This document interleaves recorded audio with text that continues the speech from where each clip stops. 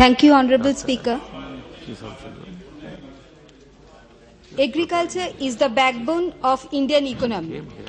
70% of our population earns its livelihood from agriculture. Majority of farmers of our country farming for own consumption. The entire production is largely consumed by the farmers and their family, and they do not have any surplus to sell in the market because of small landholding. Sir, I would like to bring to the notice of the Honorable Minister through you, sir, that more awareness programs are to be arranged to aware the farmers about using of modern technology to increase the production and to also aware them about the seasonal harmful insect so that they can protect their crops. Sir, soil test is a major issue in this regard so that farmers can know which crop is suitable for which field. Sir, digging of canals and installation of deep shallow are required to maintain the water flow to the field. I would like to request to the Honorable Minister to allot more fund in this respect. Sir, government should take initiative to regulate the market so that farmers can get actual price. Government kindly look into the matter of insurance policy to save the farmer's life.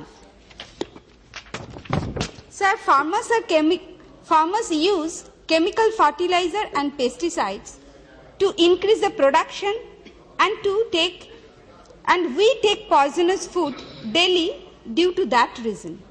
So I would like to request to the Honorable Minister to take positive measures for use of vermicompost fertilizer instead of chemical fertilizer to save our life as well as to protect our environment.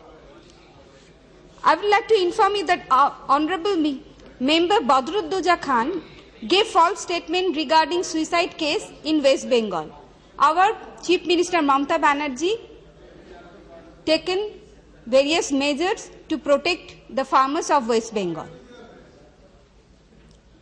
Sir, finally, I would like to request to the Honorable Minister to take measures for upgradation of Kollani Krishi Vidyalaya so that scientists can give their effort and to innovate more effective steps for greater interest of the farmers of West Bengal.